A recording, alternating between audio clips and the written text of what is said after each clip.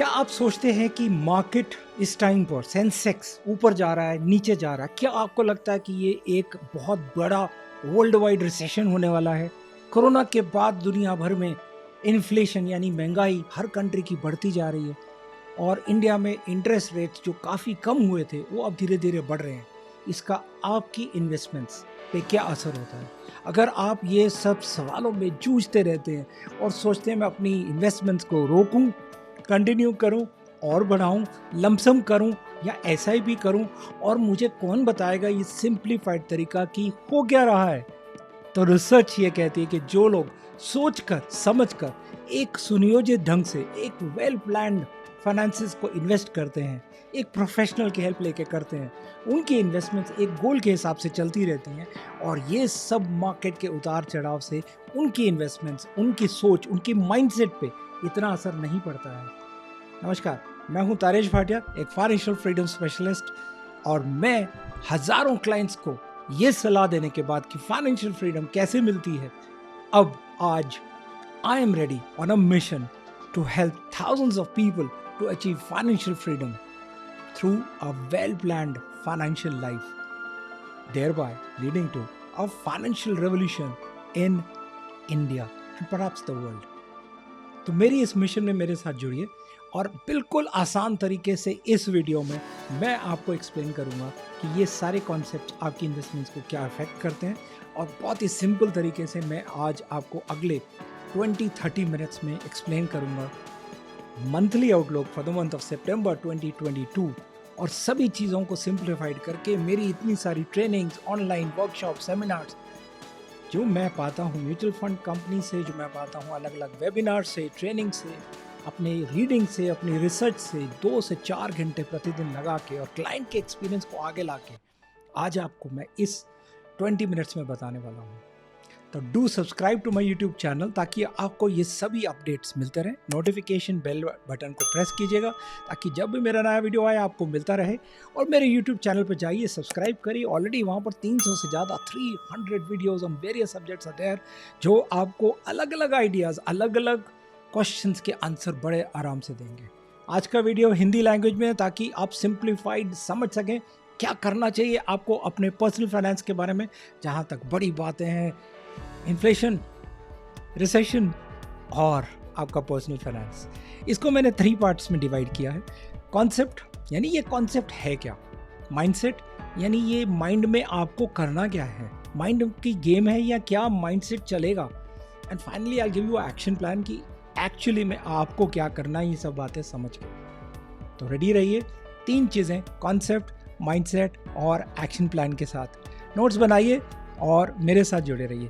मैं हूं by qualification a certified financial planner CFP, जो मुझे ये ताकत देता है, मुझे ये समझ देता है, मुझे ये सोच देता है कि ये सभी चीज़ों को मैं एक एनालिटिकल, टेक्निकल और रैशनल तरीके से समझ के अपने क्लाइंट्स का एक्सपीरियंस लेके आपको बता पाऊँ सिंप्लीफाइड वे में कि पर्सनल फाइनेंस और ये सब बड़ी बातों के बीच में आपको क्या समझने की ज़रूरत है। तो CFP मुझे वो हेल्प करता है, और मैं पार्टनर, फाउंडर और प्रिंसिपल ऑफिसर हूँ एक सेबी यानी Securities Exchange Board of India की registered firm RIA, registered investment advisory firm Advantage Financial Planners LLP। नीचे दिए हुए लिंक्स, मेरी वेबसाइट तारेश भाटिया के पर्सनल लिंक्स, ज्वाइन करें, ब्लॉग्स, यूट्यूब सब्सक्राइब करें, फेसबुक पे ज्वाइन करें, सोशल मीडिया पे करें, लिंक्डइन पे आएँ, ट्विटर पे आएँ और मेरे साथ जुड़े रहें, इंस्टाग्राम पे भी।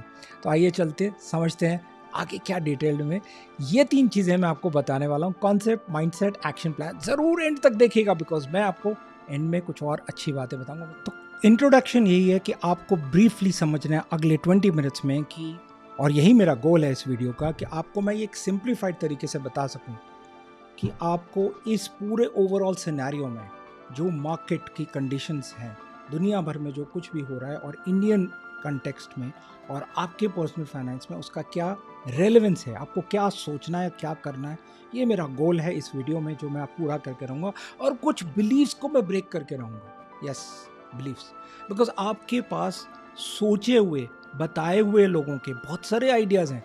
आपने यहाँ पढ़ा, वहाँ टीवी पे देखा, वहाँ बुक में देखा, वहाँ मैगजीन में देखा, और किसी ने आपको बताया ये सब सच है, दुनिया भर में रिसेशन होने वाला है, और आप सोचने लगते अरे बाबा रे, रिसेशन यानी पैसे निकाल लूँ और कहीं इन्वेस्ट कर दूँ, अपनी एसआईपी को रोक दूँ, अपनी इन्वेस्टमेंट्स को और बढ़ा दूँ, कोई कह रहा है मार्केट डाउन है और लगाओ।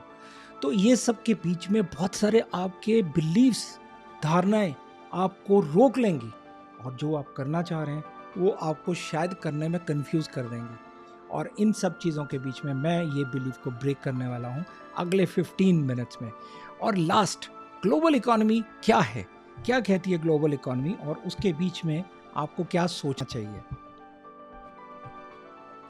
जहाँ तक यूएस इकोनॉमी की बात है, पिछले 4 दशक से यानी 40 साल से, सिंस 1981 हम देख रहे हैं कि ये सबसे ज़्यादा इन्फ्लेशन रेट है यूएस में, और उसकी वजह से न कि सिर्फ यूएस में, दुनिया भर में इसका असर पड़ रहा है। और उनकी तो जीडीपी ही लास्ट 2 क्वार्टर से इस ईयर में माइनस में गई है।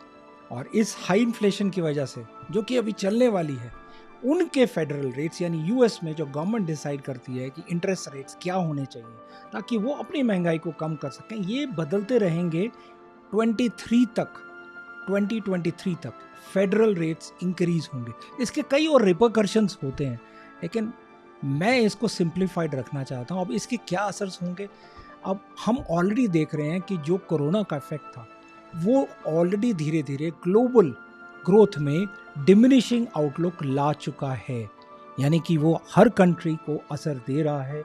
इंडिया इससे बचा हुआ नहीं है, और जो इंटरेस्ट रेट्स हैं वो बढ़ाने की ज़रूरत है, और इन्फ्लेशन के साथ जाके उसको कम करा जाए, ये हर कंट्री का अलग अलग अप्रोच चल रही है। यूरोप में इस टाइम पे काफ़ी ड्रॉट कंडीशंस हुई हैं, यूक्रेन वॉर की वजह से काफ़ी और असर पड़े हैं, और जो पावर की कॉस्ट है न सिर्फ यूरोप में, न सिर्फ यूक्रेन के आसपास की कंट्रीज़ में, यूके में जहाँ 3 गुना बढ़ गई है, जिसका 1000 पाउंड का आता था, 500 पाउंड का बिल आता था, 1500 पाउंड का आ रहा है, वहाँ पर यूएस में भी पावर का इफेक्ट पड़ रहा है। और यानी कि सीधा सीधा यूके में भी भारी रिसेशन के चांसेस सामने नज़र आ रहे हैं, और जो कमोडिटी प्राइसेस हैं इस तरफ में वो ठीक होते हुए नज़र आ रहे हैं। अब क्या हुआ इससे कि इन्फ्लेशन यानी महंगाई की प्रायोरिटी हर कंट्री में, हर जगह पर ग्रोथ से ऊपर चली गई कि इन्फ्लेशन, महंगाई को रोको, और ये गाइडिंग पॉलिसी बन गई है वर्ल्ड वाइड।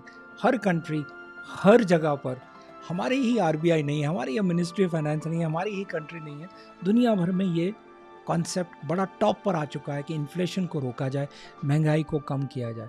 तो जब दुनिया भर में ये सब कुछ हो रहा है, इसकी रेलेवेंस क्या है मेरी कंट्री में, और ग्लोबल इकॉनमी, यूएस इकॉनमी से मेरे यहाँ पर क्या असर पड़ रहा है, ये मुझे समझना ज़रूरी है। तो अब पार्ट 2 में चलते हैं, जिसमें मैं आपको माइंडसेट बताऊंगा कि ये सब जब इन्फॉर्मेशन आपको मिल गई है तो अब आपके माइंडसेट पे क्या ज़रूरी है सोचना, यानी कि मुझे क्या करना चाहिए ये सभी डर के सामने। मैं इसको 3 पार्ट्स में डिवाइड करूंगा। मैं आपको एक्सप्लेन करूंगा इंडियन इकोनॉमी में क्या कंटेक्स्ट है, इंडियन इक्विटी मार्केट में क्या कंटेक्स्ट है, और इन्वेस्टिंग पे क्या असर पड़ता है, और आपको इन्वेस्टिंग के बारे में क्या सोचना चाहिए। तो एक एक पार्ट्स को लेके चलते हैं। इंडियन इकॉनमी को अगेन मैंने 17-18 पार्ट्स, फास्ट पार्ट्स में डिवाइड किया है, और एक एक करके मैं आपको इसकी रीजनिंग एक्सप्लेन करूंगा। अब ये सब जो आप देख रहे हैं कि दुनिया भर में रिसेशन हो रहा है और क्या इसका असर इंडिया पे पड़ेगा, जो मेरी समझ है अभी तक, आज सितंबर के बिगिनिंग में जब ये मैं वीडियो बना रहा हूँ, इसका 0% चांस है कि रिसेशन का असर बहुत ज़्यादा इंडिया पे पड़ेगा। यानी कि द ओनली कंट्री इंडिया जिसका कि अगर टेक्निकल एक पॉइंट ले लेते हैं, डेट टू जीडीपी रेशियो वो कम हो रहा है, तो अगर वो कम हो रहा है तो मेरे रिसेशन का असर कम पड़ेगा। और इमर्जिंग मार्केट्स में जब ट्रैकर में देखा जाता है तो इंडिया टॉप पे चलता जा रहा है, यानी उसकी ऊपर जा रही है जीडीपी, और इकॉनमी उसकी बेटर होती जा रही है। और देयरफॉर ये कैसे हो रहा है, अरे 3 सिटीज़ हैं इंडिया में जो ऊपर चले गई, फास्टेस्ट ग्रोइंग सिटीज़ हो गई हैं, दिल्ली, बेंगलोर और हैदराबाद, दुनिया भर में टॉप 3 में आ चुकी हैं। और जीएसटी की कलेक्शन दो माशाल्लाह बढ़ती जा रही है, 1.4 ट्रिलियन रुपीज़, और जो कि एक न्यू नॉर्मल हो चुका है। पिछले 3-4-5 महीने से ये एक नॉर्मल हो चुका है। एक बार जरा आरबीआई गवर्नर की बात सुने, जिन्होंने 2 सितंबर को ये स्टेटमेंट दी, India's inflation has peaked and is expected to moderate to around 5% by April June quarter 2023 में। ये आरबीआई गवर्नर्स को मैं कोट कर रहा हूँ, शक्तिकांत दास, 2 सितंबर को उन्होंने कहा। और आज का रेट, इन्फ्लेशन रेट यानी 6.7% हमें और मुझे समझ में आता है कि ये रहेगा भी और धीरे धीरे ये कम की ओर जाएगा। और इसके साथ ही आपने ये भी देख लिया कि India has overtaken UK to become the 5th largest economy in the world, from the 10th position to the 5th position. यानी ब्रिटानिया जिसने हमारे पे 80 साल रूल किया, आज वो हमारी से पीछे चले गए जहाँ तक इकॉनमी की बात होती है, बिकॉज उनके यहाँ महंगाई बहुत ज़्यादा है, सेविंग रेट कम है, हमारी आबादी बहुत है, पर कैपिटा इनकम बहुत ज़्यादा है, तो उस वजह से फिगर से हमारी इकॉनमी अब उनकी इकॉनमी से आगे चली गई है। अगर ये सच है तो क्यों नहीं आईफोन 14 जो अभी आ चुका है, वो 1.2 करोड़ के इंस्ट्रूमेंट्स इंडिया में पहली बार बनेंगे और दुनिया में मेड इन इंडिया एक्सपोर्ट होगा। और ऐसी बहुत सारी चीज़ें होने वाली हैं। इंडियन सिटीज़ जो top under construction offices in the world में आता है, उसमें हैदराबाद, बैंगलोर और दिल्ली अब टॉप 3 सिटीज़ में आ चुका है। यानी कमर्शियल एक्टिविटी अब बहुत आगे जा चुकी है। मॉनसून को ऑलरेडी पॉजिटिव कहा जा चुका है और अक्टूबर एंड तक ये बिल्कुल सही पूरी कंट्री को कवर कर चुका है। वो छोड़िए कि फ्लड्स आ चुके हैं, कुछ एरिया में पानी ज़्यादा आ चुका है, लेकिन मॉनसून एग्रीकल्चर से कनेक्टेड है। एग्रीकल्चर हमारी इकॉनमी हमारी जीडीपी से कनेक्टेड है। तो जब मॉनसून की प्रेडिक्शन है कि नॉर्मल है, पॉजिटिव है, तो और साथ ही ऑयल प्राइसेस भी अब कंट्रोल्ड लग रहे हैं। यानी कि ये एक फैक्टर बहुत इंपॉर्टेंट होता था कि ऑयल प्राइसेस कहाँ जाएंगे और उस पर बहुत कुछ डिपेंड करता था। तो अब वो कंट्रोल में आ चुके हैं और ऑब्वियसली बढ़ेंगे घटेंगे। कई जगह पे कहा गया कि ये बहुत बढ़ने वाले हैं ग्लोबली और कई जगह पे कहा जा रहा है घटने वाले हैं। तो देखते हैं, ये मेरे और आपके कंट्रोल में तो है नहीं।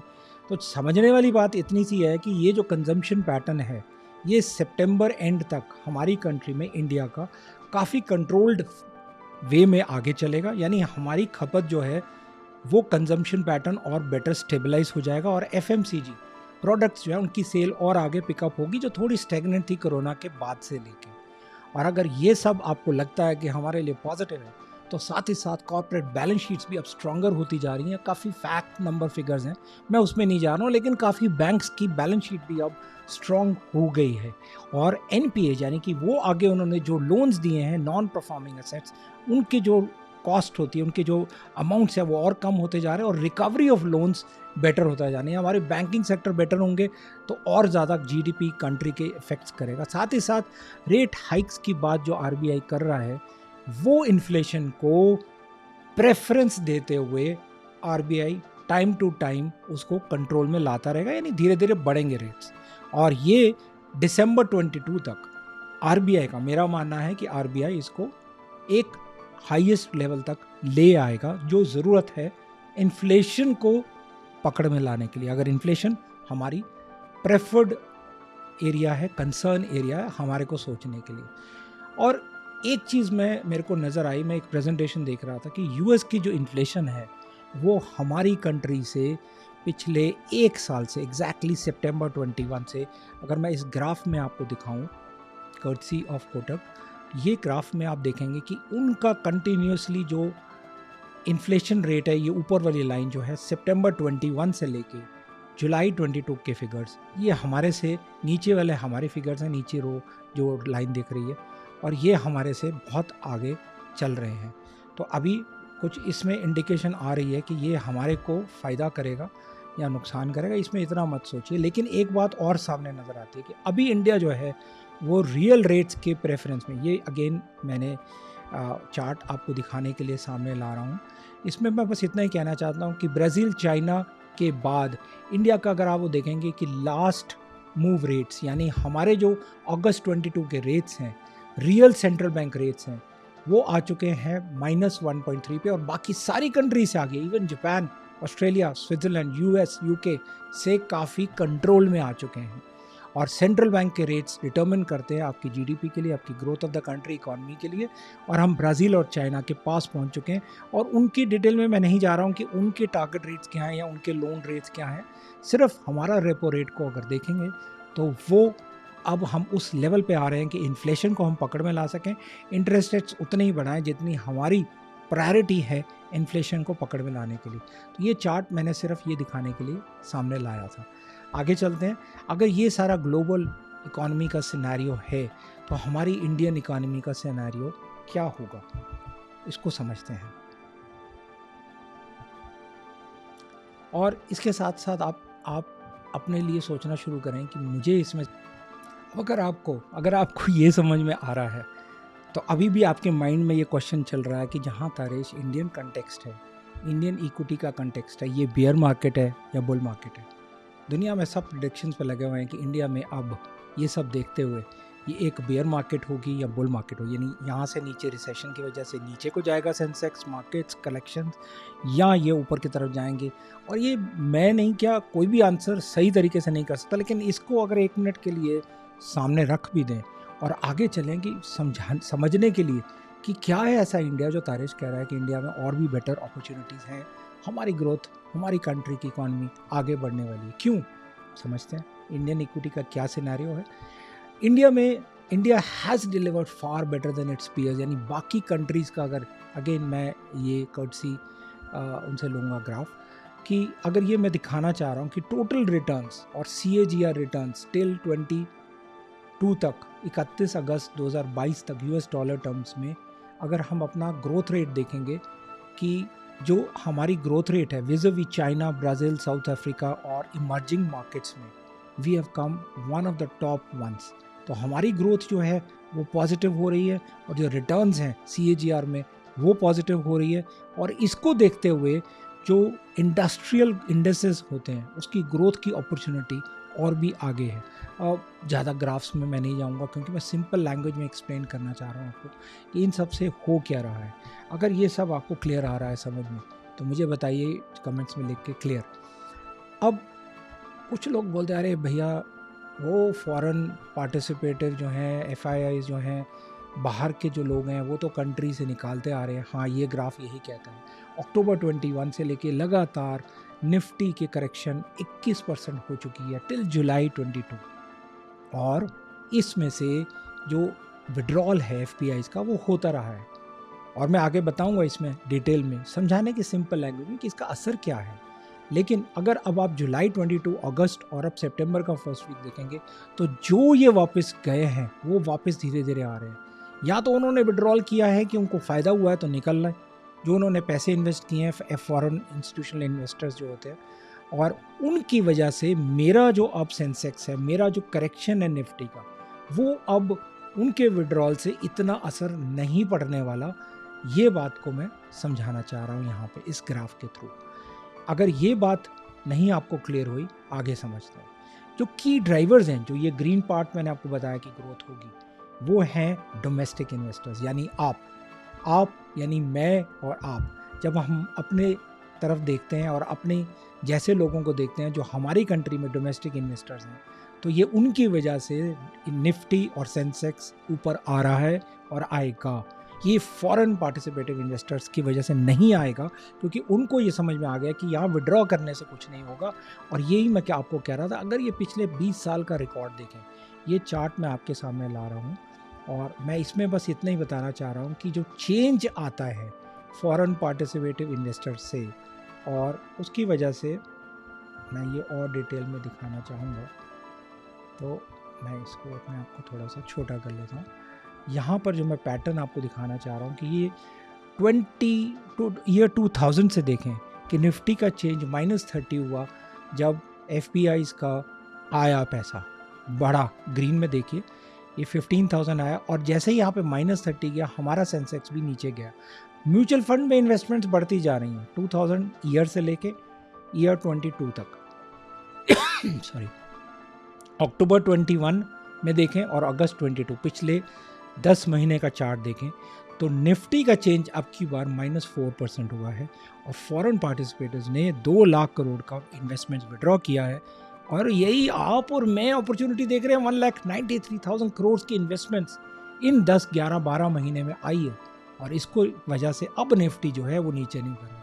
तो सिंपल लैंग्वेज में कहना चाहूँ, अगर फॉरेन पार्टिसिपेटिव इन्वेस्टर्स भी बाहर निकलते हैं तो इंडियन इन्वेस्टर्स अब उनकी जगह ले रहे हैं। तो जाओ भाई, हमारे लिए अपॉर्चुनिटी बनती है, हम ज़्यादा बेटर कर पाएंगे। बस इतनी सी बात मैं यहाँ पर कहना चाह रहा था, और कुछ भी नहीं है, लंबी बात नहीं है, सिंपल लैंग्वेज जो समझाना चाह रहा हूँ। अगर आपको समझ में आ रहा है तो नीचे कमेंट्स में लिखिए clear, excited, yes, because India stands out. India stands out because of 4 factors. India stands out among the global asset classes, मतलब दुनिया भर में भी तो लोग देखते हैं किस कंट्री में कहाँ पर पैसा इन्वेस्ट किया जाए। जो अमेरिकन्स हैं वो देख रहे हैं और हमारी स्ट्रॉन्ग लॉन्ग टर्म ग्रोथ को देख रहे हैं। हमारे यहाँ पे जो फेवरेबल डेमोग्राफिक्स हैं वर्ल्ड ओवर ग्लोबल को देखते हुए और उनके नियर टर्म आउटफ्लोज को देखते हुए India stands out and therefore India is out performing other market significantly. इस सभी बातों से मैं ये लास्ट पॉइंट कहना चाह रहा हूँ, इंडिया डज स्टैंड आउट। और आप भी ध्यान रखें कि इंडिया अगले 10 साल में 20 साल में is going to be standing out and therefore अगर छोटी सी बात इवैल्यूएशंस की करें कि वैल्यूएशंस क्या होती हैं, मेरे सिंपल लैंग्वेज में समझ में आ गया, थोड़ा और सिंपल लैंग्वेज में समझाओ तो 3 पॉइंट्स और वो आपको बहुत क्लियर कर देंगे। याद रखिए, ये लाइन लिख लीजिए, हमेशा सब जगह यही बोला जाता है, every correction is an opportunity to increase allocation to equity. जब जब मार्केट गिरे इक्विटी बढ़ाई, और ये आप नहीं कर सकते, एंड में मैं आपको बताऊंगा कैसे करना है ऑटोमेटिकली। आज का पी क्या है, मार्केट निफ्टी का पी 19.6 पे पहुंच चुका है, जो कि अब सेटल हो चुका है इस ग्राफ के थ्रू कि 19.6 है, तो ठीक है भैया, हिस्टोरिकली 18.5 ही रहता है, तो इसमें कुछ बहुत गिरावट नहीं है और कोई महंगी नहीं है मार्केट की, ये नहीं है सही टाइम खरीदने का, नहीं है सही टाइम बेचने का, नहीं है म्यूचुअल फंड में इन्वेस्टमेंट करने का, ऐसा कुछ नहीं है, क्योंकि यही चीज़ मैं बता रहा हूँ। ये 19.6 अब अगस्त का जो है Nifty P x 1 year forward अब उस लेवल पे आ चुका है कि आप इक्विटी की तरफ से ये डर हटा दें कि ग्लोबल इंडेक्स ग्लोबल रिसेशन की वजह से अब मेरे यहाँ पर भी बहुत बुरा असर पड़ेगा और मैं अपनी इन्वेस्टमेंट्स के बारे में सोचना शुरू कर दूँ कि मुझे क्या करना है। तो अब अपनी इन्वेस्टमेंट्स के बारे में एक ही चीज़ है, मैं एक ही चीज़ कहूँगा, मार्जिनल प्रीमियम पे ज़रूर है, टेक्निकल लैंग्वेज है समझ लीजिए, और फेयर वैल्यू पे है ये भी ज़रूर समझ लीजिए कि ऐसा नहीं है कि ये इन्वेस्टमेंट बंद कर देनी चाहिए। आगे समझते हैं, और ये मेरा एक माइंडसेट आपके लिए था कि अगर ये सब बातें आपको समझ में आ भी जाती हैं तो अब माइंडसेट के साथ साथ हम आगे चलते हैं इन्वेस्टिंग, कि आपके लिए अगर इकॉनमी समझ में आ गया, ग्लोबल समझ में आ गया, इंडियन इक्विटी समझ में आ गया, तो अब इन्वेस्टिंग कहाँ करनी चाहिए। आइए 4 पॉइंट्स में मैं फटाफट आपको एक्सप्लेन करूँगा कि इन्वेस्टिंग पॉइंट ऑफ व्यू से इन सब बातों का क्या मीनिंग बनता है। Number 1, why should you be investing during so called bad times. क्या ये बैड टाइम्स हैं रियली में? अभी इस चार्ट में आप ध्यान से देखिएगा, मैं ये चार्ट को बड़ा कर रहा हूँ और एक्सप्लेन कर रहा हूँ कि ईयर 2008, 2015, 2020, 21 ये चारों अगर ट्रेंड्स को लिया जाए सामने और उसके सामने देखा जाए कि मार्केट्स जब जब गिरी हैं तो तब कितनी ऊपर उठी हैं, तो आपको कहीं भी डर लगता है कि मार्केट गिर चुकी है, गिर के आगे बढ़ चुकी है, तो आप ऑलरेडी देख चुके हैं पिछले 10 महीने में अक्टूबर 21 से लास्ट में नीचे देखेगा, वहाँ मार्केट नीचे गई थी और 51,500 तक गई थी, वहाँ से अभी तक यानी सितंबर तक 22 में पिछले 10 महीने में 11 महीने में ये ऑलरेडी 16% ऊपर आ चुकी है। और ऊपर के ट्रेंड्स भी यही कहते हैं कि जितनी नीचे मार्केट गिरती है उतनी ही जल्दी वो ऊपर वापस आती है। तो ऐसा नहीं कि मार्केट नीचे चली जाएगी ऊपर आएगी नहीं, जो भी आपको कह रहा है बिलीफ नंबर 1 ब्रेक कर रहा हूँ मैं इसको, ऐसा नहीं है, कर्टसी इमेज फ्रॉम कोटक। तो इसमें कोई डिफरेंस नहीं है, पहली वाली बातों में कोई डिफरेंस नहीं लग रहा है आपको, और अभी भी आप सोच रहे हैं कि मैं कैसे इन्वेस्टमेंट्स करूं, क्या ये मेरे को और सोचने को मजबूर कर रहा है, क्या तारेश ने मुझे कंफ्यूज किया है?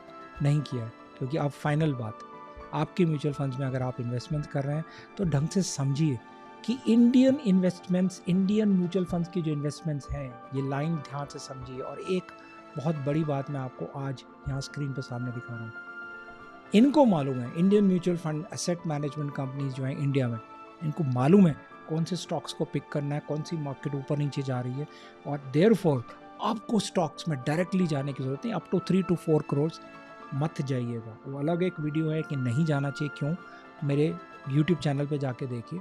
इस वक्त मैं ये कहूँगा म्यूचुअल फंड्स इंडिया में जो है उनको मालूम है कौन से स्टॉक्स को पिक करना है, किन में ज़्यादा वैल्यूएशंस हैं, किन में कम इन्वेस्टमेंट करनी चाहिए, किन में से एग्जिट करना चाहिए, किसका मार्केट ऊपर जा रहा है, किसका प्रॉफिट होने वाला, कौन सी कंपनी प्रॉफिट होने वाली है। ये प्रोफेशनल लोग हैं, ये बहुत ही qualified experienced mutual fund managers कहलाते हैं, और इनके साथ टीम होती है। मैं बहुत सारी ट्रेनिंग्स वर्कशॉप्स अटेंड करके आ रहा हूँ, इनके साथ बहुत सारे लोग जुड़े हुए होते हैं जो सब ये एनालिसिस दिन रात करते रहते हैं, कहाँ पर मार्केट के हिसाब से कौन सी इंडस्ट्री में क्या करना चाहिए। तो इनके ऊपर छोड़ते हुए आप इन पे भरोसा कर सकते हैं, और ये माइंडसेट लेके आगे चलिए कि अब एक्शन प्लान क्या है। तो अब मैं आपको एक्शन प्लान देने वाला हूँ। यस, इसमें आपको मैं डिटेल में बताऊँगा कि आपको क्या करना है। सबसे पहला मेरा सवाल आपसे एक यही है एक्शन प्लान में, कि अपने आप से पूछिए, आस्क योरसेल्फ, अपने आप से पूछिए कि मुझे करना क्या है, मुझे चाहिए क्या। और नंबर 2, 3, 4 अगले 3 मिनट के अंदर मैं ख़त्म कर रहा हूँ वीडियो, आप ध्यान दीजिएगा।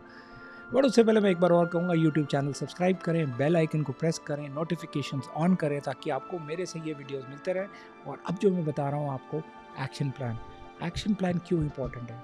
एक्शन प्लान इसलिए इम्पोर्टेंट है कि अगर आपने यही नहीं समझा कि मेरे को करना क्या है, और ये सब बातें आपको ज्ञान मिल गया और आपने कोई भी इम्प्लीमेंटेशन नहीं की, तो आप सोचते रह जाएंगे कि तारेश ने इतनी अच्छी बातें बताई थी, लेकिन एक्शन प्लान मेरे को समझ में नहीं आया, और एक्शन पहले मैंने देखा ही नहीं, और एक्शन प्लान से पहले ही मैंने वीडियो को एग्जिट कर दिया था। तो अभी भी एंड तक देखेगा, क्योंकि ये 4 पॉइंट्स में मैं आपको बताने वाला हूँ आपके लिए, आपके फ़ायदे की बात क्या है। तो जाना नहीं है कहीं भी, ये 3 और एक्शन पॉइंट्स हैं। बट अभी मैं दोबारा आपसे पूछ रहा हूँ, आस्क योरसेल्फ, आप क्या सोचते हैं, क्या करना चाहते हैं, और उसको राइट डाउन करें, write down your action plan, और ये 3 पॉइंट से क्लैरिटी लीजिए अभी इसी वक्त, अगले 5 मिनट के अंदर अंदर। तो आगे चलते हैं, जिसमें मैं डिटेल में जा रहा हूँ कि एक्शन प्लान क्या है।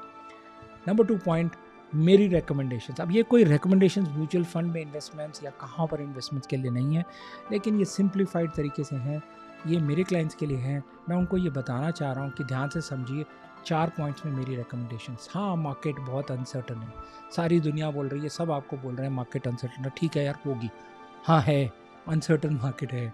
अभी आपको क्या करना है, तो ये टेक्निकल वर्ड्स हैं, तो इनको थोड़ा सा समझ लेते हैं। मार्जिनली ओवरवेट लार्ज कैप्स हैं, deserve higher allocation. Financial planner से बात करें और पूछें कि मार्केट ओवरवेट है लार्ज कैप्स में, तो शायद उसमें ज़्यादा वो बढ़ाने को बोलेगा। मिड कैप स्मॉल कैप से डिजर्व सेलिंग, तो वहाँ से थोड़ा पैसा निकाल के आपको डेट फंड्स में ले जाना चाहिए। न्यूट्रल वेट मैं देता हूँ इक्विटीज़ को, कि ना तो लमसम बहुत ज़्यादा इसमें इन्वेस्ट करें और ना ही एग्जिट करें। तो ये न्यूट्रल मेरी रिकमेंडेशन रहेगी अभी के लिए, जब आप म्यूचुअल फंड्स में इन्वेस्टेड हैं और अभी आप सोच रहे हैं कि मुझे क्या कहाँ पर करना चाहिए। अब आता है कि आप इसको सबको एक्शन प्लान में लाएं कैसे, क्योंकि आपको मैंने कहा कि अपने आप से पूछिए, आपको मैंने रिकमेंडेशंस दे दी, टेक्निकली हैं, ठीक है, लेकिन अब आपको करना क्या है। I would need to consult at 3 levels. Number 1, your financial planner, क्योंकि आपके फाइनेंशियल प्लानर को मालूम है, उसको ये अच्छा सा क्लियर है कि आपके लिए उसने क्या सोच रखा है। और अभी भी अगर आपने फाइनेंशियल प्लानर को अपॉइंट नहीं किया है, तो ये सही टाइम है फाइनेंशियल प्लानर को अपॉइंट करें, जो एक क्वालिफाइड CFP हो। उसको मालूम है कि मार्केट के उतार चढ़ाव, जो सब बातें मैंने कही, पर्सनलाइज्ड आपके लिए क्या सही है, कहाँ पर कौन सा पैसा आपको लाइफ में ज़रूरत पड़ेगी, कहाँ पर मनी गैप हो सकता है, कहाँ मनी की ड्रेनेज हो सकती है, कहाँ पर आप पैसा लगा चुके हैं और वो पैसा रिजल्ट नहीं देगा आपको, कौन से म्यूचुअल फंड्स हैं, स्टॉक्स हैं, कहाँ पर आपने रियल एस्टेट में लगाया जो आपको फ़ायदा। अगर यहाँ पर क्लैरिटी है, तो अब इन्वेस्टमेंट एडवाइज़र यानी RIA, SEBI registered investment advisor की सलाह से आप अपनी इन्वेस्टमेंट्स को शुरुआत करें। ये सिर्फ ज्ञान लेने से कुछ नहीं होगा, इन्वेस्टमेंट एडवाइज़र आपको लेके चलेगा आके और इनिशिएट करेगा सब ट्रांजैक्शंस, आपकी ट्रांजैक्शंस को देखेगा। और अब आपको 4 चीज़ों का ध्यान रखना है, 5-6 चीज़ों का, तो ये इंपॉर्टेंट है, ये नोट कर लीजिए कि अपने सामने अपने गोल्स को सबसे ज़्यादा प्रायोरिटी दीजिए जब कुछ भी आप प्लान कर रहे हैं। अपने रिस्क एपिटाइट को समझिए, एक टेस्ट करवाएं अपने फाइनेंशियल प्लानर से, रिस्क प्रोफाइल क्या होती है, आप कितना ले सकते हैं, 100 में से आपका कितना परसेंटेज आया, 70 पे है तो आप एग्रेसिव इन्वेस्टर हैं, 30 पे हैं तो आप कंजर्वेटिव इन्वेस्टर हैं।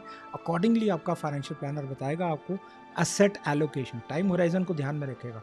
10 साल का गोल है तो वो कहेगा ठीक है, स्मॉल कैप, मिड कैप, ध्यान से सुनिएगा। अगर 5 साल 3 साल का गोल है तो वो बोलेगा नहीं, आप लार्ज कैप में जा सकते हैं। 3 साल से कम है, बोलेगा 3 साल का है, 5 साल का है तो बैलेंस कैटेगरी में जाए, नीचे बता रहा हूँ मैं। और asset allocation, time horizon, risk profile, goal को जोड़ते हुए अब ईयर टू ईयर, साल में एक बार आप रीबैलेंसिंग करें। जितना 70-30 बोला था, मार्केट ऊपर नीचे गई, उसके अकॉर्डिंगली उसको रीबैलेंस करवाएं। अपने फाइनेंशियल प्लानर को क्या करवाएं उसको मालूम है। और रीअलाइनमेंट, कि कोई गोल पूरा हो गया, यानी मान लीजिए मेरे क्लाइंट है जिनका डॉटर की एजुकेशन के लिए उन्होंने 20 लाख रुपए एलोकेट किए थे और वो पूरा हो गया गोल, तो अब उन्होंने बोला नहीं, डॉटर को स्कॉलरशिप मिल गई है, यहाँ उसको कुछ पैसे मिल गए हैं और उसकी हमें ज़रूरत नहीं है, तो उसको रीलाइन करने की ज़रूरत है, उसको रिटायरमेंट में डालिए। यानी वो अब एक डेट कंसोलिडेटेड कंजर्वेटिव मोड में आ चुका था वो इन्वेस्टमेंट, अब उसको लॉन्ग टर्म में ले जाइए, तो उसको रीअलाइनमेंट करिए अपने फाइनेंशियल प्लानर को कह के। तो ये सभी चीज़ों को ध्यान में रखिए, ये सिर्फ इतना सारा ज्ञान लेने से कुछ नहीं होगा, एक्शन प्लान रेडी है आपके लिए। कंसल्ट करें और कंसल्ट करने के बाद मैं बोलूँगा कि अगले स्टेप पे जाइए, जो फाइनल स्टेप है आपके लिए। यस, फाइनल स्टेप ये बहुत इंपॉर्टेंट है, ठीक है। ये 4 चीज़ें मैं आपको बताने वाला हूँ कि अब इनको स्टार्ट करें। 4 चीज़ें नोट करिएगा ध्यान से। नंबर 1, अगर आप हाई रिस्क में हैं, जो आपके प्रोफाइल से पता चला और आपके फाइनेंशियल प्लानर ने कहा, तो ये सही टाइम है लार्ज कैप्स में जाने का, फ्लेक्सी कैप्स में। अगर आप मीडियम रिस्क में आते हैं तो मेरा सोचना है कि मल्टी एसेट एलोकेटर या बैलेंस एडवांटेज फंड कैटेगरी के फंड्स अच्छे रहेंगे आपके लिए, म्यूचुअल फंड्स। अगर आप कंजर्वेटिव इन्वेस्टर हैं और शॉर्ट टर्म होराइजन है तो आप ये कैटेगरी के हाइब्रिड स्कीम्स में 1 से 3 साल के होराइजन के लिए आप equity funds, equity savings fund एक कैटेगरी है, डेट हाइब्रिड एक कैटेगरी है, और एक बहुत अच्छी कैटेगरी मैंने ढूंढी है टारगेट मैच्योरिटी फंड्स। उसको अपने फाइनेंशियल प्लानर को बोले कि ये मुझे ढूंढ के दीजिए और मुझे 1 से 3 साल की जो मेरी इन्वेस्टमेंट्स हैं उनको यहाँ पर लग रही है। और फाइनली अपनी सिप्स को बंद मत करिए, बिकॉज वो एक तरीका होता है SIP, सिस्टमैटिक इन्वेस्टमेंट प्लान। हर महीने 5,000 10,000 रुपये आप डालते नहीं, ये मार्केट के उतार चढ़ाव से आपको इतना ज़्यादा असर नहीं पड़ेगा। तो ओवरऑल मेरी रिकमेंडेशंस एक्शन प्लान के साथ अब आपको मिल चुकी हैं। अब आपको ये सोचना है कि ये 3 चीज़ें जो तारिश ने बताई हैं, इनको दोबारा वीडियो को देखिए। अगर नहीं समझ में आया इसको ध्यान से समझिएगा और वीडियो को देखने के बाद मुझे बताइएगा, कमेंट्स में लिखिएगा कि आपको ये कैसा लगा। और इसी वीडियो को अपने फ्रेंड्स के साथ शेयर करें, इसको लाइक करें, नीचे कमेंट्स में जाइए, लाइक करें और इसी वीडियो के नीचे कमेंट्स दीजिए, क्योंकि उससे मुझे प्रोत्साहन मिलती है, उससे मुझे आइडियाज़ मिलते हैं। और आइडियाज़ लिखें और क्या वीडियो आप चाहते हैं और क्या ऐसे आइडियाज़ में मैं वीडियो बनाऊँ। मेरे पास एक बहुत लंबी लिस्ट है और मैं चाहूँ तो मैं डेली वीडियोज़ बना सकता हूँ और मैं ला रहा हूँ। डेली वीडियो आएगा every day, 1 idea, 1 small idea every day. Subscribe करें, नीचे मेरी यूट्यूब चैनल का लिंक है, वहाँ पे सब्सक्राइब करें यूट्यूब को। और मेरे ब्लॉग हैं जिसमें मैंने पूरे साल भर में आपको एक ईमेल, एक वैल्यू एडिशन ईमेल्स आपको रोज़, हर हफ्ते, रोज़ नहीं, हर हफ्ते एक ईमेल आएगी। तो सब्सक्राइब करें, नीचे लिंक दिया हुआ है, ब्लॉग को सब्सक्राइब करें, ब्लॉग को देखें, मेरे ब्लॉग्स पे जाएं, नीचे लिंक है, वहाँ पे बहुत अच्छे अच्छे आइडियाज़ मैंने दिए हुए हैं। आप अपने इनकैपेसिटेशन हो जाए तो क्या करें, अगर आपको घर से भागना हो, डॉक्यूमेंट्स को कैसे रखना ढंग से, तो डॉक्यूमेंटेशन के बारे में, विल के बारे में, लाइफ इंश्योरेंस, हेल्थ इंश्योरेंस के बारे में, आप अपनी रिटायरमेंट प्लानिंग कैसे करें, बहुत सारे वीडियोस यूट्यूब चैनल पे मेरे पड़े हुए हैं, तो आप उनको देखेगा। And be positive, yes, be positive and think positive for your life ahead. I wish you all the best and with great ideas, I hope, मैं सोचता हूँ और मैं बड़ा कन्फर्म्ड हूँ। एक और चीज़, एक पॉजिटिव एफर्मेशन का वीडियो का लिंक मैं नीचे दे रहा हूँ, उसको ज़रूर दिन में 2 बार वॉच करें, सुबह उठते ही, सोने से पहले। और एक गोल वाला वीडियो है, उसका लिंक भी मैं नीचे दे रहा हूँ। ये दोनों वीडियोस रोज़ देखें, इससे आपकी थोड़ी सी आउटलुक बढ़ेगी। और ये सब मार्केट रिसेशन, इंटरेस्ट रेट्स और RBI और मार्केट, सेंसेक्स नीचे जा रहा है और सेंसेक्स ऊपर क्यों नहीं जा रहा है, और सुनी सुनाई बातों से आप हट जाएंगे और एक फोकस तरीके से जो आपको मैंने ये बातें बताई उस पर चल के आप अपने आउटलुक को चेंज करेंगे। यही इस मंथली आउटलुक, सितंबर मंथली आउटलुक का ऑब्जेक्टिव है और था कि आप अपनी आउटलुक को चेंज कर सकें। मैंने कॉन्सेप्ट्स बताए, मैंने माइंडसेट बताया और आपको एक्शन प्लान दिया। कैसा लगा वीडियो, इसका ज़रूर कमेंट्स में लिखिएगा। थैंक यू, अगले वीडियो तक के लिए thank you very much and I will see you on the other side when I meet you. Thank you. This is Tarish, your financial freedom specialist.